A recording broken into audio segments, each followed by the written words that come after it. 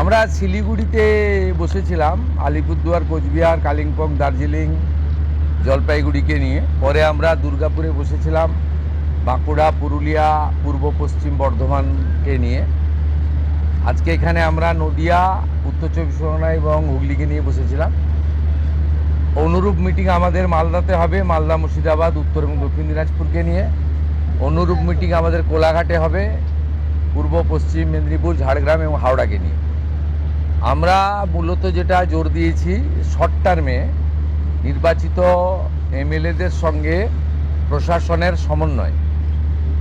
একটা নতুন ব্যবস্থা চালু হয়েছে, যেখানে শাসকের আইন নয়, আইনের শাসন। নতুন একটা বিশ্বের সর্ববৃহৎ রাজনৈতিক দল, যে দল নেশন ফার্স্ট মন্ত্রে বিশ্বাসী, তারা জনতা জনার্দনের আশীর্বাদ নিয়ে ক্ষমতা পেয়েছে। নতুন ব্যক্তিরা এমএলএ হয়েছেন, মন্ত্রী হয়েছেন, মুখ্যমন্ত্রী হয়েছেন। আমাদের ভিশন কি, আমরা কি চাইছি, কেমনভাবে রাজ্য চালাতে চাইছি, আমাদের সংকল্পপত্র কি, এটা প্রথমেই অ্যাডমিনিস্ট্রেশনের সর্বস্তরে পৌঁছে যাওয়া দরকার। সেই উদ্দেশ্য নিয়েই আমরা কিন্তু এই পরিক্রমাগুলো করছি। আপনারা এর আগে মিটিংগুলোতে দেখেছেন কত কোটি কোটি টাকা খরচ করা হয়েছে। এই কলকাতা থেকে কল্যাণী আসতে 1 ঘন্টা লাগে এখন জাতীয় সড়কের যুগে। সেখানেও হেলিকপ্টার ব্যবহার করা হয়েছে। এখানে কত রকমের খাওয়ারের ব্যবস্থা, নিশ্চয়ই সারাদিন আছে, দুপুরবেলা একটু খাবার দিতে হবে। এখানে কত গাড়ির মেলা, এখানে অফিসাররা গাড়ি শেয়ার করে এসেছেন। রাস্তা বন্ধ, 3 দিন ধরে দক্ষযজ্ঞ, 3 কোটি 4 কোটি টাকা করে এর আগে খরচ হয়েছে। আমরা এইগুলো আপনারা দেখছেন যে সাইলেন্টলি, চুপচাপ, যেটুকু ন্যূনতম না করলে নয়, সেই ব্যবস্থার মধ্য দিয়ে এই সরকার জনগণের কল্যাণ করতে চায়, নিজেদের বৈভব ক্ষমতা দেখাতে চায় না। সেই জন্যই আমরা করছি। মিটিং খুব ফ্রুটফুল হচ্ছে। আমরা এত ডাক পাইনি 5 বছর। আমি প্রথম দিন থেকেই বলেছিলাম প্রশাসনিক মিটিংয়ে আমরা সব এমএলএদের ডাকবো, আর বিশেষ বিশেষ এমপিদের ডাকবো। আজকে বিশেষ বিশেষ এমপিদের মধ্যে বারাসাতের এমপিকে আমরা বিশেষ বিশেষভাবে ডেকেছিলাম, এসছেন উনি। আর আমাদের দলের এমপিদের আমরা ডাকছি সব জায়গায়, কারণ আমাদের এমপিদেরকে বিডিওরা পর্যন্ত, ওসিরা পর্যন্ত তাদের ফোন ধরতেন না। এই সিস্টেম তো ঠিক না। আমরা এখানে বলেছি আইপিএস আইএসরা জানেন একটা পাবলিক রিপ্রেজেন্টেটিভকে কিভাবে রেসপেক্ট দিতে হয়। মহারাষ্ট্র সরকার করেছে, যে কোনো নির্বাচিত প্রতিনিধিকে যদি অনার না দেন, কীভাবে অনার দেবেন সেটাও স্টেট ক্যাডার এবং ন্যাশনাল ক্যাডারে বলা আছে। এগুলো আমরা এখানে করেছি, বলেছি। এবং আজকে এখানে বসিরহাটের অনেক অপোজিশনের এমএলএরাও যুক্ত হয়েছিলেন, তাদের মধ্যে একজনকে বলার সুযোগও আমরা দিয়েছি। আমরা চাই যে কেন্দ্র রাজ্য ডবল ইঞ্জিনের সুফল মানুষ পাক, এবং কেবলমাত্র নির্বাচনের সময়ই রাজনৈতিক কচকচানি হোক। সারা বছর আমরা কনস্ট্রাকটিভ আইডিয়া নিয়ে কাজ করি। আপনাদের মাধ্যমে মাননীয় প্রধানমন্ত্রীর 12 বছর সম্পূর্ণ হয়েছে। ভারত সরকার 5ই জুন বিশ্ব পরিবেশ দিবস থেকে 21শে জুন বিশ্ব যোগা দিবস ন্যাশনাল প্রোগ্রাম ডিক্লেয়ার করেছেন। পশ্চিমবঙ্গ সরকার এই ন্যাশনাল প্রোগ্রামে পার্টিসিপেট করছে, আমরা ঘোষণা করেছি। 5ই জুন রাজ্যের সমস্ত ব্লকে এবং পুরসভাতে, ইনক্লুডিং কর্পোরেশনে, মায়ের নামে একটি গাছ লাগানোর কর্মসূচি হবে। প্রত্যেক বিধায়কদেরকে অরণ্য দপ্তর, পরিবেশ দপ্তর, দুটো দপ্তর নোডাল থাকবে। তারা ফলের গাছ দেবেন এলাকায় বিতরণ করার জন্য, এলাকায় লাগানোর জন্য। 12 থেকে 20 জুনের মধ্যে 3 দিন জনকল্যাণ শিবির করতে বলা হয়েছে ভারত সরকারের পক্ষ থেকে। আমরা 3টে ডেট বেছে নিয়েছি, ওয়ার্কিং ডেট 15, 16, 17। আমরা সিএসের মাধ্যমে প্রশাসনকে বলেছি স্কুলে যেন না হয়, যাতে ক্লাস হ্যাম্পার না হয়। বিডিওরা এবং পুরসভার ক্ষেত্রে সিওরা, আর কর্পোরেশনের ক্ষেত্রে কমিশনাররা দায়িত্বপ্রাপ্ত হবেন বিধায়করা এবং যে এমপিরা সেখানে চিফ গেস্ট হবেন, ইনোগোরেটর হবেন, সব জায়গায় জনকল্যাণ শিবির হবে। সেখানে ভারত সরকার এবং রাজ্য সরকারের চালু থাকা এবং আগামী দিনে আসতে চলা সমস্ত স্কিম আমরা তার বেনিফিট মানুষকে দেব এবং সচেতন করব। 15, 16, 17 জুন, 21 জুন বিশ্ব যোগা দিবস। আয়ুষ ডিপার্টমেন্ট, যা পশ্চিমবঙ্গ সরকারের হেলথ ডিপার্টমেন্টের অন্তর্গত, এবং স্পোর্টস ডিপার্টমেন্ট মিলে করবে। পুলিশ থেকে, স্কুল থেকে, এনসিসি থেকে, নানা এনজিও অর্গানাইজেশন, উৎসবের মতো পৃথিবীর 200টা দেশ ভারতের যোগা দিবসকে গ্রহণ করেছে। আমরা বিচ্ছিন্ন ছিলাম, আমরা এবারে যুক্ত হলাম। উৎসবের মতো হবে। আয়ুষ ডিপার্টমেন্টের প্রোটোকল মেলে যেখানে যেখানে পাবলিক যোগা হবে তার আগে 2 দিন রিহার্সাল বা তাদের যা প্রোটোকল আছে, প্রোটোকল ভেঙে হঠাৎ করে যোগা পালন করতে কেউ যাবেন না, ছবি তোলার জন্য যাবেন না, সেই প্রোটোকল মেনে তারা করবেন। আজকে একটা নীতিগত সিদ্ধান্ত নিয়েছি, ক্যাবিনেটে এটা অনুমোদনের জন্য আমি রাখবো। আয়ুষ দপ্তরকে আমরা হেলথ থেকে আলাদা করছি। আমরা আয়ুষ মিনিস্ট্রি আলাদা করব এবং আয়ুষের ক্ষেত্রে আমরা একজন ভালো কম্পিটেন্ট অফিসারকে দায়িত্ব দেব করে আয়ুষের যে অপরচুনিটি রয়েছে গোটা দেশে, সেই অপরচুনিটিকে আমরা কাজে লাগাবো।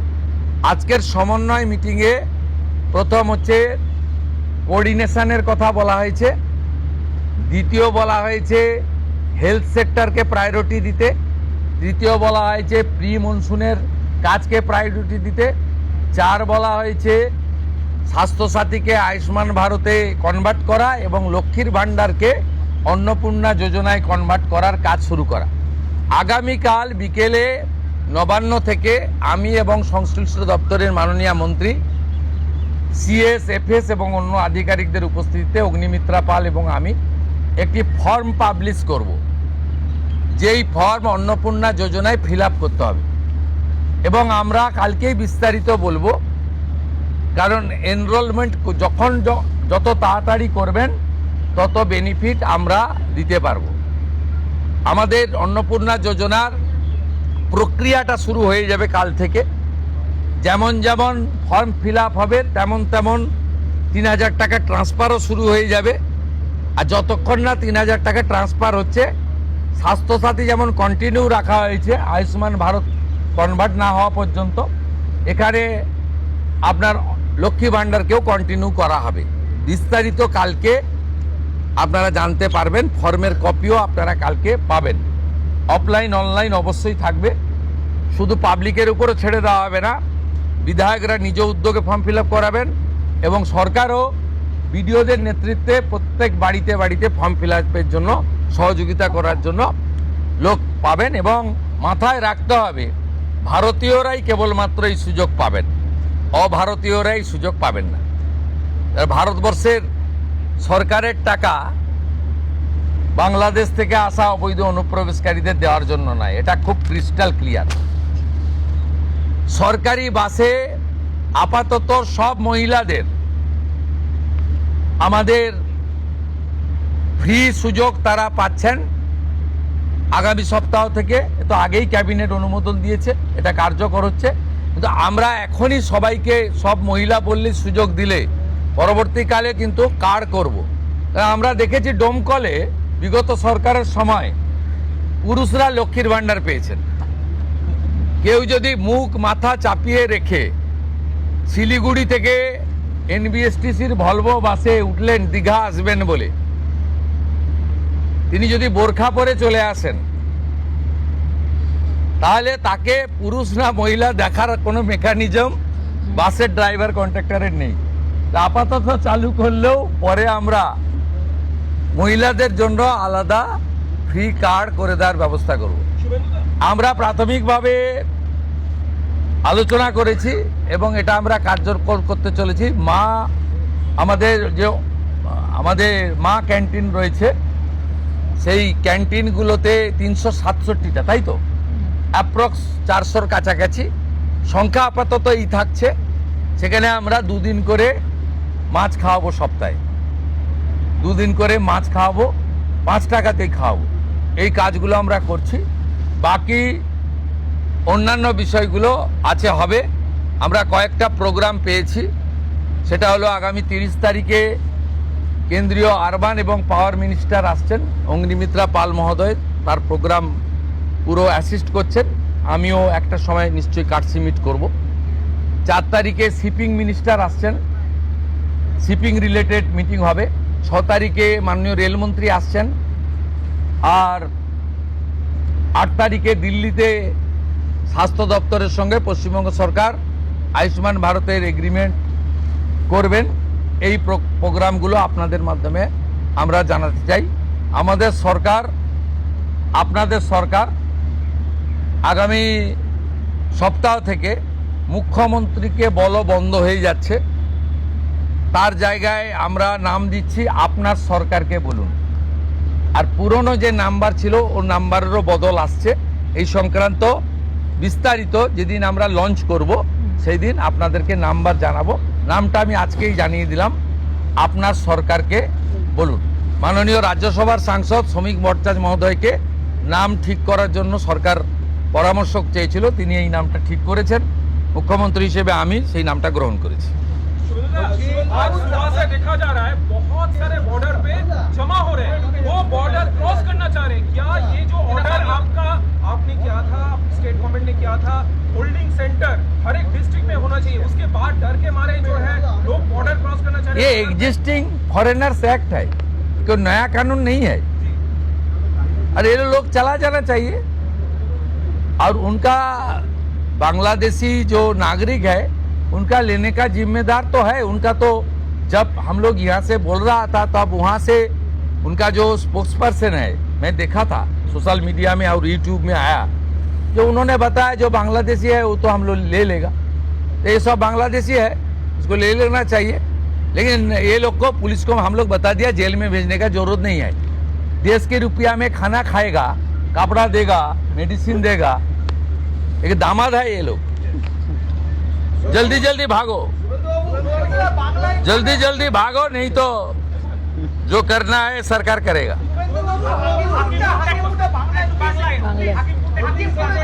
না না, আমি হাকিমপুর সম্পর্কে জানি না, আমি মিডিয়াতে দেখছিলাম। কিন্তু এটা নতুন কিছু নয়, প্রেজেন্ট অ্যাক্টই রয়েছে। এবং আমরা বলে দিয়েছি যে বাংলাদেশের অবৈধ অনুপ্রবেশকারী তাদেরকে কোর্টে পাঠানোর কোনো দরকার নেই, আইনে নেই। সরাসরি পুলিশ নেবে এবং বিএসএফ এর হাতে হ্যান্ড ওভার করবে।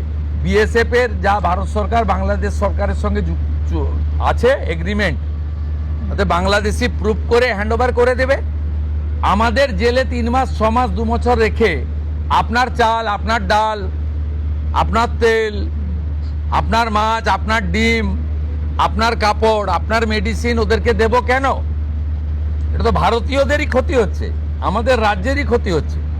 সেই জন্য আইনটা এতদিন ছিল ভোট ব্যাংকের স্বার্থে কেউ বা কারা ব্যবহার করেনি। আমরা ভোট ব্যাংকের বাইরে গিয়ে দেশের স্বার্থে, রাজ্যের স্বার্থে এই আইন কার্যকর করছি।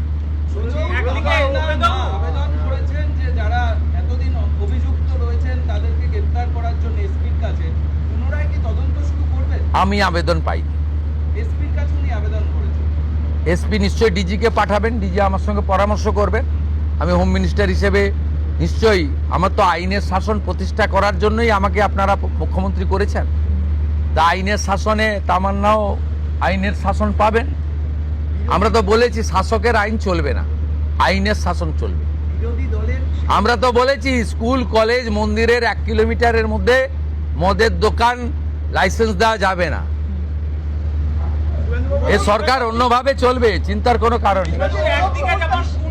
আমার সঙ্গে ভারত সরকারের মন্ত্রী জিতেন্দ্র সিং এর একটা মিটিং আছে 3:30টার সময়। এখন 2:30 বাজতে যায়, 1 ঘন্টা লাগবে যেতে। প্লিজ, সেটা হচ্ছে বিশেষ সাংসদ বিরোধীদের, তাদেরকে আপনি ডাকবেন এই বিশেষের যদি বলেন যে মানে যারা অনেকদিন পরে সত্য কথা বলছে তারাই বিশেষ সাংসদ। যারা বলছেন যে আপনারা আমাদের স্বাধীনতা পাইয়ে দিয়েছেন,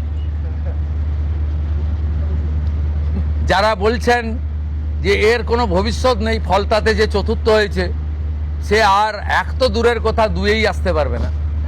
যে সামনে ভবিষ্যৎ দেখতে পাচ্ছে। এই তালিকা আপনার কাছে প্রস্তুত? এই তালিকা তৈরি আছে। এই বিশেষ বিশেষ সাংসদ না আমি বলবো না, আপনারই তো দেখাচ্ছেন। আমি তো আপনাদের চ্যানেলেই দেখছিলাম বারাসাতের সাংসদ কি বলছেন। তারপরে সরকারকে বললাম যে উনাকে ডাকুন, উনি নিশ্চয়ই কোঅপারেশন করতে চান। উনি আজকে বক্তৃতা করলেন, কোঅপারেশন করলেন, যাওয়ার সময় হ্যান্ডশেক করলেন, বলে এই প্রথমবার একটা ভালো মিটিং হলো। আমি এর আগে অনেক মিটিংয়ে যোগদান করেছি, বলতেই দেয় না।